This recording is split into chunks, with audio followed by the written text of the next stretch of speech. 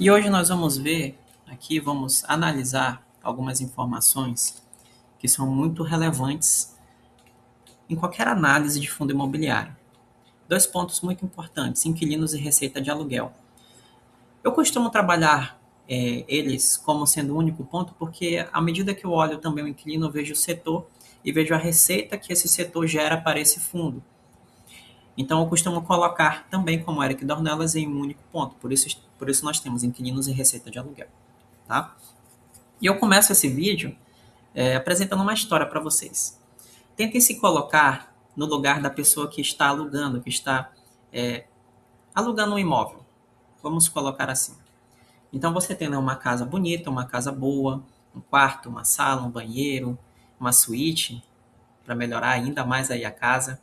Tem um quintal bom, tem uma garagem, e você coloca lá o aluguel da casa de 3.500. Imagine agora uma situação. Você recebe uma pessoa que está interessada em alugar aquele imóvel. Então, se você não for doido nem nada do tipo, você vai querer saber quanto essa pessoa ganha, qual é o trabalho dela, a sua ocupação. Essas informações são muito importantes para você saber se você está se metendo em um bom negócio ou não. Agora, passa essa mesma história para um fundo imobiliário. É muito importante conhecer também o inquilino desse fundo. Será que esse inquilino tem capacidade, gera lucro suficiente para pagar os seus compromissos? Então, da mesma forma como nós fazemos em uma situação simples, como um aluguel de uma casa, um imóvel, nós podemos passar essa mesma situação para um fundo imobiliário, composto por imóveis. Então, eles serão alugados para outras pessoas ou outras empresas. Então, nós precisamos saber se eles têm a capacidade de honrar o compromisso. Você não iria fazer negócio com alguém que não tem uma ocupação, que não tem uma boa margem financeira. Você ia estar se metendo aí no mau negócio. Então, essa é a importância de fazer a análise sobre os inquilinos e a receita de aluguel. E eu também vou deixar um desafio aí para vocês no final desse vídeo. Então vamos direto ao ponto. Onde eu consigo, Victor, ter essas informações? O local mais prático é no informe trimestral e mais prático ainda no relatório gerencial. Lembrando, você pode encontrar esses dois documentos acessando aqui o ticket, tá? O ativo, nessa plataforma Status Invest que estamos usando. Na seção comunicado, nós podemos ver o relatório gerencial mais recente e o informe trimestral mais recente.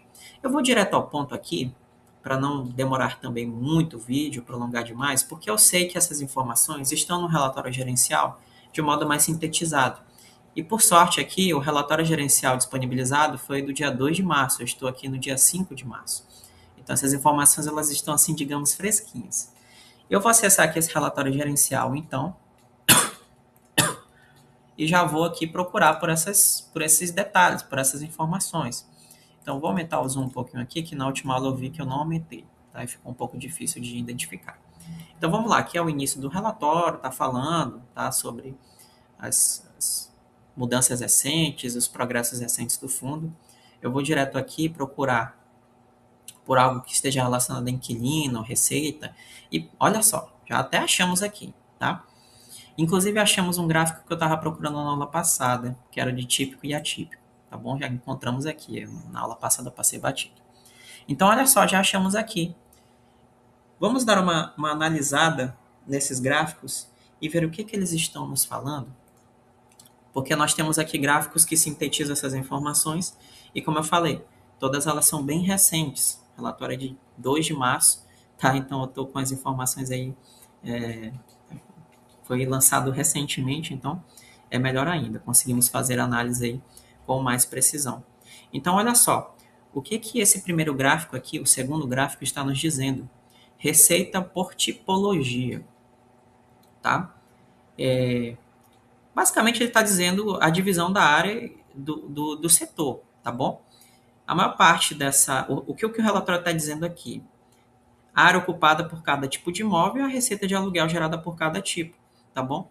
Então ele está dizendo o seguinte, que o tipo de imóvel escritório, ele gera 58% da receita, enquanto o tipo de imóvel logístico, o setor logístico, gera 41% da receita.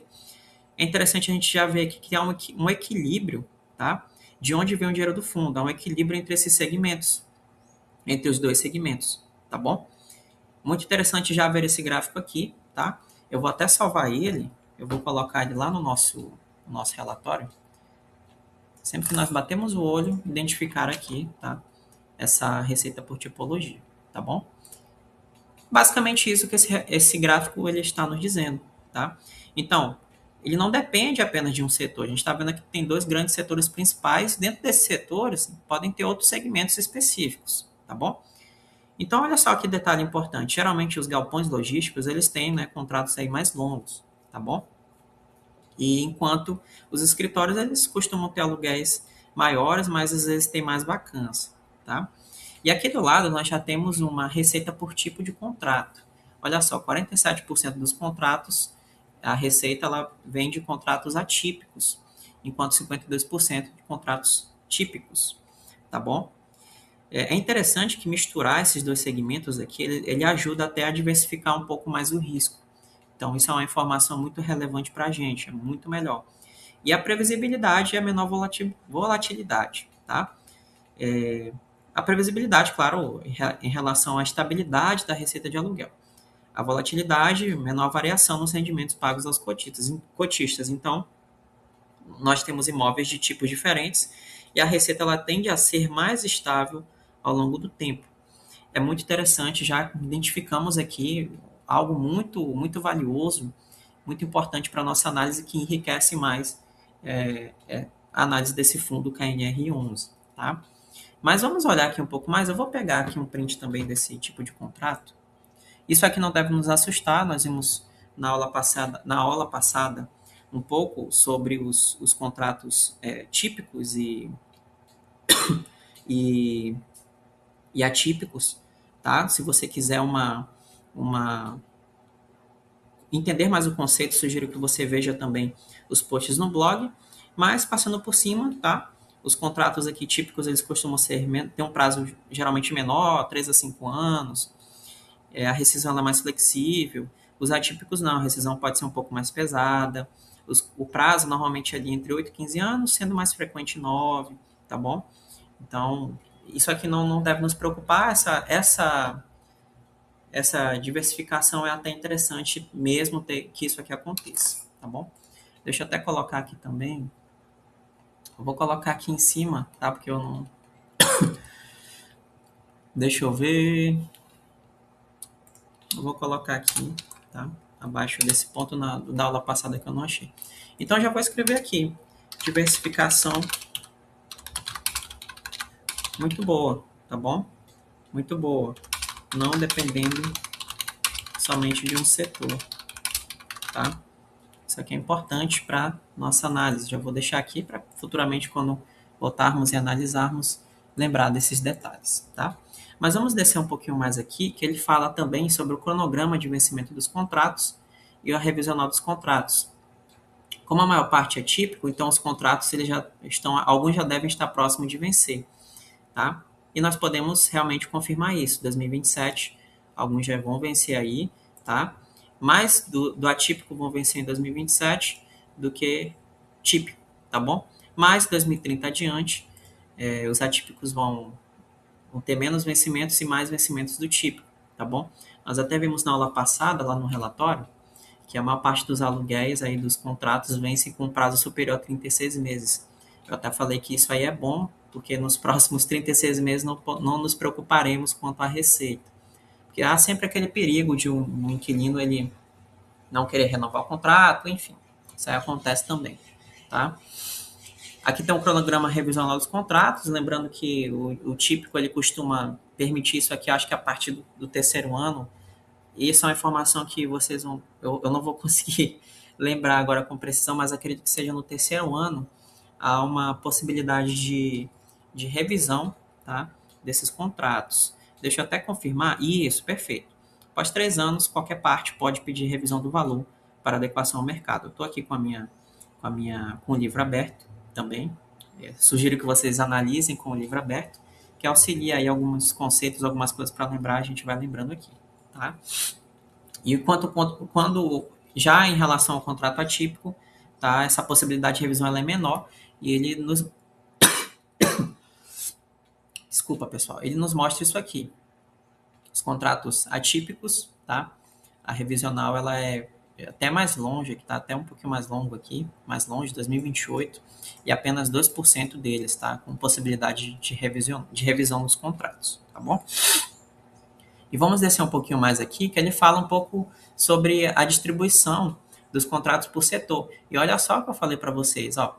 Ele possui mais de 150 inquilinos, trazendo assim uma boa diversificação para o portfólio. Excelente. E aqui, tá, os contratos por setor. Olha só que interessante a diversificação de KNR11. Olha a diversificação por setor. Isso aqui é excelente. Eu vou até tirar um print e salvar no nosso relatório. Então, aqui já temos as informações realmente precisávamos para essa análise, tá? Eu vou até registrar aqui, ó, boa diversificação por setor e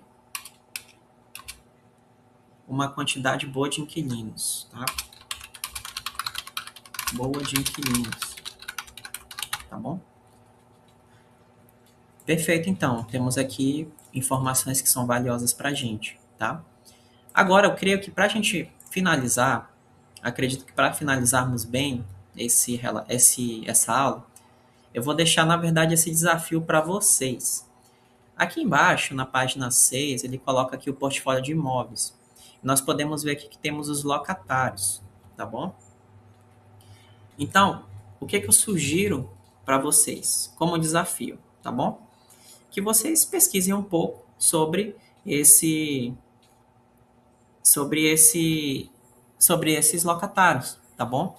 Pesquisem, vejam se eles têm capital aberto, verifiquem se é uma marca reconhecida no mercado, se é uma empresa sólida, quais são as últimas informações sobre esses locatários, tá bom? É muito importante isso também. Claro que se eu fizesse aqui no,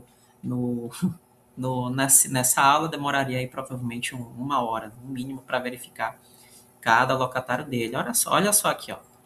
WeWork, Google, locatários, tá? No Boulevard Corporation Tower, tá bom? Importante aí que vocês deem uma olhadinha nesses locatários, pesquisem um pouco. Você olha aqui, por exemplo, e fala, pô, Google é um baita de um locatário, tá? Mas seria interessante. Google eu sei que tem capital aberto, então já é uma informação bacana porque você consegue verificar os resultados recentes dessa empresa, do Google, tá bom? E o WeWork também, acho que se eu não me engano, o WeWork são dos escritórios compartilhados, também tem crescido muito no mercado. Avaliando pelo que eu já sei dessa empresa, eu diria que é uma empresa boa, é um bom locatário. Então seria interessante fazer isso com cada um deles. Tomaria um pouco de tempo, mas nada que te impeça também de seguir a análise e ir vendo esses locatários aos poucos. Eu mesmo já fiz isso algumas vezes. Como eu não tinha muito tempo para ver cada locatário, eu fazia análise e ao final da análise eu pegava e via cada inquilino, tá? E aí isso não te impede de seguir, porque nós já vimos que ele gera uma boa receita para o fundo, tá? É uma boa diversificação por setor, então isso aqui não é algo que não nos deva preocupar, por isso que eu deixo como sugestão, como desafio para vocês, tá bom? Então eu acredito que seja isso, tá? Fizemos aí uma análise bem rápida até dos inquilinos e receita de aluguel, porque os contratos eles já nos permitem aí avaliar isso. E claro, para saber em dinheiro realmente quanto foi gerado por cada setor, nós teremos que fazer alguns cálculos aí, que até no livro o Eric Dornelas ele sugere, ele ensina a fazer. Mas eu já me agradei bastante com o que eu vi aqui. Isso aí seria para um caso de os dados aqui não estarem muito bons e a gente teria que verificar isso. Mas como eles sintetizaram aqui, eu acho que facilita um pouco a nossa análise. Não nos preocupamos muito com isso. Então, finalizamos inquilinos e receita de aluguel. Deixo esse desafio para vocês de verificar cada inquilino, como nós vimos ali rapidamente dois. Mas é interessante que vocês pesquisem, vejam as notícias recentes, o lucro desses inquilinos recentemente e a capacidade de eles honrarem com os seus compromissos com os contratos. E nos vemos aí na próxima aula analisando outro ponto muito importante que é a vacância.